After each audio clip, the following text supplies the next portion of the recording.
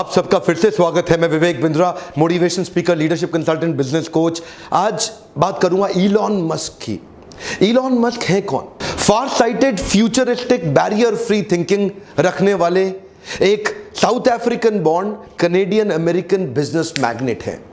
ये Elon Musk जैसे लोग सदी में दो चार ही पैदा होते हैं।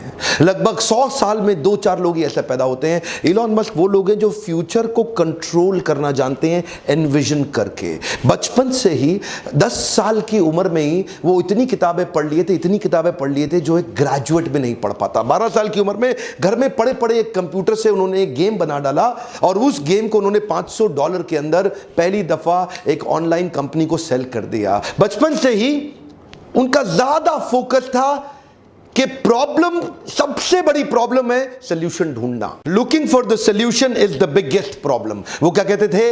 एक ही प्रॉब्लम है कि प्रॉब्लम नहीं है, सोल्यूशन ढूंढना बड़ी प्रॉब्लम है। तो उनकी कंपनी के अंदर अगर आके कोई ये बोल देना कि सर ये हो नहीं सकता, तो वो उसकी कंपनी में उसका आखिरी दिन होता था। वो क्या कहते थे? होगा, जरूर होगा, सोचो कैसे होगा। उनका मानना क्या है? Failure is the option. दुनिया बोलती है failure is not the option. ये मैंने पहले व्यक्ति देखे जिसका मैंने बिजनेस, एक्चुअली मैं थॉट प्रोसेस इलॉन मस्क का जानना चाहता था। आप में से कई लोगों ने कमेंट बॉक्स में लिखा ना कि इलॉन मस्क की केस स्टडी दीजिए। ये एक ऐसे व्यक्ति हैं जो मेरे लिए भी इंस्पिरेशन है। ये वो व्यक्ति हैं जो पृथ्वी के लिए जीवित रहना चाहते हैं। इन्होंने सोलर सिटी बनाई जो कि सस्टेनेबल एनर्जी क्रिएशन पे काम करती है। हाँ, solar city sustainable energy creation पे काम करती है। इन्होंने टेस्ला मोटर बनाई जो सस्टेनेबल एनर्जी कंजम्पशन पे काम करती है कि एनर्जी भी पेट्रोल डीजल का चक्कर ही खत्म हो जाए, पोल्यूशन फ्री हो जाए पृथ्वी, और electric vehicles, driverless cars. Actually paranoid व्यक्ति जो केवल हाई क्लास प्रोडक्ट बनाने पे फोकस किया। शुरू से शुरू करते हैं आज, जो कि ये पृथ्वी पे 21वें सबसे शक्तिशाली व्यक्ति माने जाते हैं। ये सेल्फ टॉट प्रोग्रामर हैं और रॉकेट साइंटिस्ट हैं। इन्होंने रॉकेट साइंस की फॉर्मल एजुकेशन नहीं ली, किताबों को पढ़ पढ़ के इन्होंने पूरे रॉकेट साइंस को समझ लिया। बचपन में किताबी कीड़े थे, किताबें पढ़ पढ़ के इन्होंने बचपन में ही एक डीप विजन, एक ऑब्सेशन, परसिस्टेंस क्रिएट कर लिया पृथ्वी को बदलने के लिए। ये कहते हैं great leader don't try to force a square peg into a round hole. वो क्या कहते हैं? स्क्वायर को राउंड में घुसाने की कोशिश नहीं करते। बुद्धिमान व्यक्ति वो है जो अपनी हाई परफॉर्मेंस टीम को बिल्ड करते हुए उनकी कोर इनर स्ट्रेंथ को पहचानता है। इसका अर्थ क्या हुआ? कभी भी मछली को पेड़ पे नहीं चढ़ाते, पेड़ पे बंदर को चढ़ाते हैं। बंदर अपने आप चढ़ जाएगा, मछली जिंदगी भर मेहनत करने पे भी नहीं चढ़ेगी। इनका मानना है कि अगर असाधारण काम कराना है टीम से तो टीम पावरफुल होनी जरूरी है। पहली बार में सही आदमी हायर करो। मीडियोकर आदमी जब उससे रिजल्ट अचीव नहीं होता तो वो ये मान लेता है रिजल्ट अचीव इसलिए नहीं हुआ क्योंकि हो नहीं सकता था। लेकिन ये बिल्कुल ऑपोजिट है। ये कहते हैं नहीं हुआ से कोई मतलब नहीं, रिजल्ट तो अचीव करना है, तरीके अलग अलग अपना लो। गोल को नहीं बदलना, तरीके बदलने हैं। गोल नहीं बदलना, स्ट्रैटेजी बदलनी है। पूरा बचपन 10-10, 12-12, 15-15 घंटे अकेले घर में बैठ के पढ़ पढ़ के इन्होंने निकाल दिए। जिंदगी भर 7 दिन काम किया, एक दिन में 15-15 घंटे काम किया। अपने आप से अनरीजनेबल, अनकॉम्प्रोमाइजेबल एक्सपेक्टेशन रखते थे। अपने आप से वो एक्सपेक्ट करते थे जो कोई नहीं कर सकता। ये क्या कहते थे? मुझे वो नहीं करना जो किया जा सकता है, मुझे वो करना है जो करना चाहिए।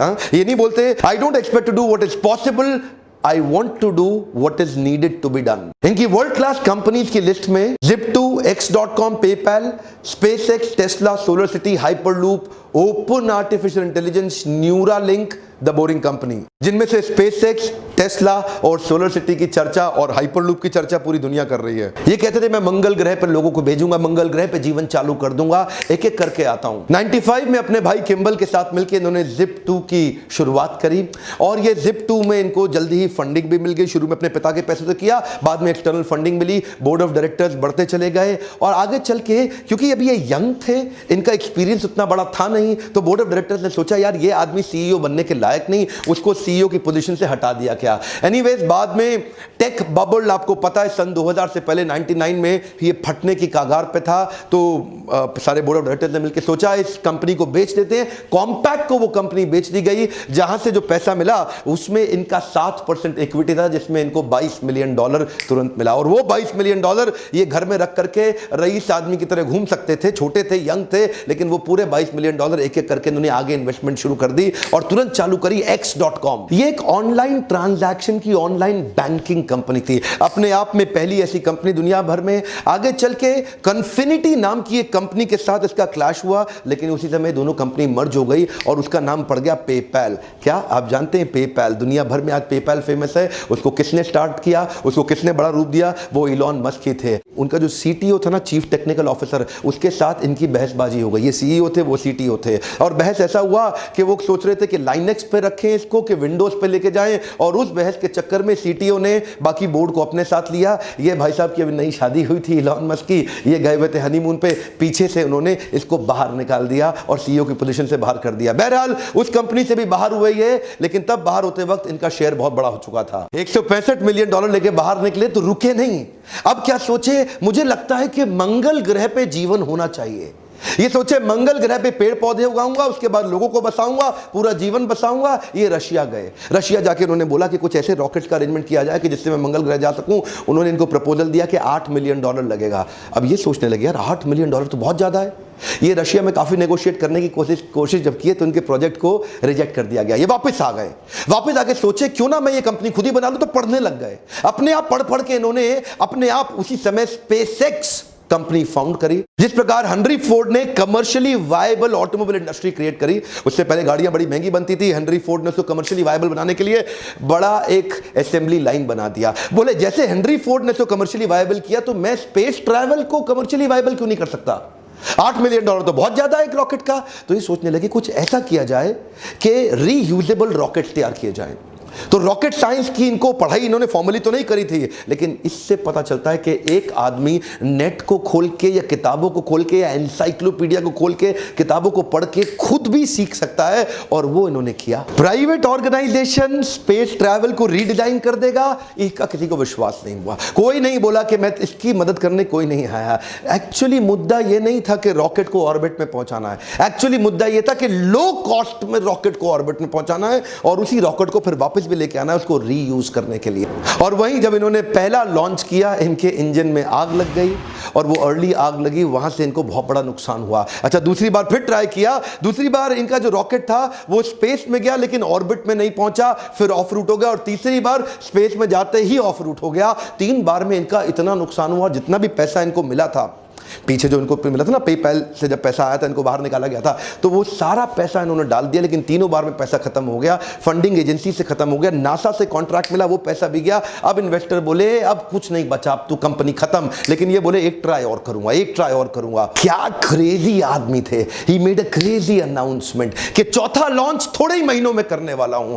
एक्चुअली इस इंडस्ट्री में इतने छोटे छोटे गैप पे कोई लॉन्च नहीं करता, पर ये छोटी उम्र के अंदर ही बहुत बड़े, इनका रिस्क एपेटाइट बहुत बड़ा था, और अपना सब कुछ दांव पे लगाने को तैयार थे। अपना घर मकान बेच के किराए पे शिफ्ट हो गए, सबके कर्जे लेकर के आखिरी बार ट्राई किया, और इस बार न केवल सफल हुए बल्कि $1.5 बिलियन का नासा से एक प्रोजेक्ट भी ले लिया, और नासा ने अब इनको फंड किया, बोला आप हमारे लिए काम करिए। आप जानते हैं हमारा इसरो और नासा ये सरकारी पैसे पे काम करते हैं, लेकिन रीयूजेबल रॉकेट सरकारी पैसे के बिना उन्होंने प्राइवेट दम पे, बिना फॉर्मल पढ़ाई के, अपने आप किताबें खोल के पढ़ पढ़ के खुद ही कर डाला। ऐसा पैरानॉइड विजन अपने प्रोडक्ट और अपने क्राफ्ट को अचीव करने के पीछे ऑब्सेशन। देखिए, यही मैं आज अपने देश में देना चाहता हूं मैसेज। हमारे देश में भी ऐसे कई लोग खड़े होंगे जो इन वीडियोस को देख रहे हैं। आज ये नासा स्पेस एजेंसी के इक्विपमेंट, कार्गो और सैटेलाइट ऑर्बिट तक पहुंचाते हैं, और रीयूजेबल प्रोजेक्ट बना दिया। अभी इसके साथ साथ इन्होंने, अभी चल ही रहा था, ये टेस्ला मोटर में भी पैसा डाल दिया।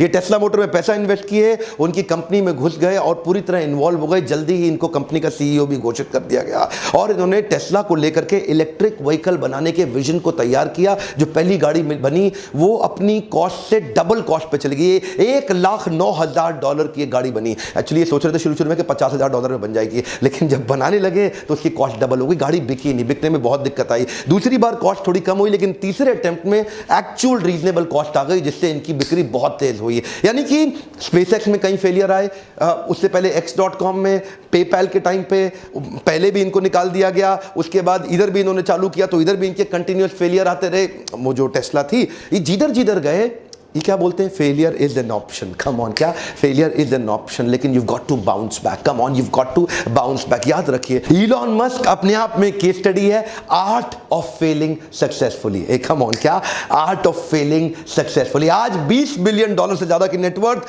दुनिया के 50 सबसे पैसे वाले अरबपतियों में इनका नाम आता है। दुनिया भर में इनका इन्फ्लुएंस इतना बड़ा हो गया, भारत भी आ रहे हैं इलेक्ट्रिक गाड़ियों को लेकर के, उसकी तैयारी हो रही है। हमारे प्रधानमंत्री से इनकी मुलाकात भी हुई, और आप तो जानते भी हैं आज हमारे देश में पेट्रोल डीजल गाड़ियां हटाने की पूरी तैयारी की जा रही है, इलेक्ट्रिक व्हीकल्स लाने के लिए। ड्राइवरलेस पावरफुल गाड़ियां बना रहे हैं आज इलॉन मस्क, दुनिया भर में छा गए हैं। Futuristic, future oriented, barrier free thinking. ये जो ढक्कन लगा ना बैरियर, वही सबकी समस्या। आज एक बात कहना चाहता हूं, कुछ भी भूल जाना जिंदगी में, ये बाउंस बैक को मत भूलना, हमेशा बाउंस बैक करना। मैं हर वीडियो में बताने की कोशिश करता हूं, मेरे बाउंस बैक सीरीज के पावरफुल मोटिवेशनल इवेंट्स भी होते हैं। आप भी आइएगा, वीडियो के एंड में नीचे जाके चेक करिए, डिस्क्रिप्शन में लिंक दिया होगा, क्लिक करिए और अपनी सीट ब्लॉक करिए। आप और ट्रेनिंग करना चाहते हैं, अपनी लीडरशिप फनल में आना चाहते हैं, तो इस नंबर पे फोन करके आपको पावरफुल शक्तिशाली एंटरप्रेन्योर बनाने के कुछ ऐसे टूल्स और स्ट्रैटेजीज बनाई हैं, ऐसे फ्रेमवर्क्स तैयार किए हैं। 6 महीने का कोर्स है, आपको सफल बनाने की जिम्मेदारी मेरी। आप फोन करके अगली डेट का पता लगाइए कि ये 6 महीने का प्रोग्राम आप किस तरह से अटेंड कर सकते हैं, और आप अपने एक शक्तिशाली एंटरप्रेन्योरियल एबिलिटी को 10 गुना बड़ा कर सकते हैं। आज तो वीडियो मैंने एलॉन मस्क पे बनाया, नीचे मेरे को मैं प्रश्न में आपसे आज पूछूंगा, और किस दुनिया के पावरफुल लीडर के बारे में आप जानना चाहते हैं, जिनके बारे में मैं आपको शेयर करूं। आपको इंस्पायर करना ये मेरी जिम्मेदारी है। चैनल पे वापस आके सब्सक्राइब करना, बेल आइकन को हिट करना, दूसरों से कराना ये आपकी जिम्मेदारी है। और एक रिक्वेस्ट करना चाहता हूं, हमारे भारत में भी ऐसे पावरफुल पोटेंशियल्स हैं, लेकिन दबे हुए हैं क्योंकि बैरियर बन जाते हैं, उनको आसपास के लोग दबा देते हैं, कर नहीं पाते। घर बैठे बैठे ये फ्री वीडियोस आपको देखने को मिल रहे हैं, इतना सा काम करिए, शेयर करिए, तक कुछ क्या पता कि किसको कौन सी बात कब चिंगारी की तरह लग जाए और उसका एक जे कर्व हो जाए, उसकी ग्रोथ हो जाए। तो शेयर करिए सारे व्हाट्सएप ग्रुप्स में, हो सके तो डाउनलोड करके सबको शेयर कर दीजिए। मेरे साथ जुड़े रहने के लिए, हर बार वीडियोस को वापस आके देखने के लिए प्रेम पूर्वक आप सबका फिर से बहुत बहुत धन्यवाद।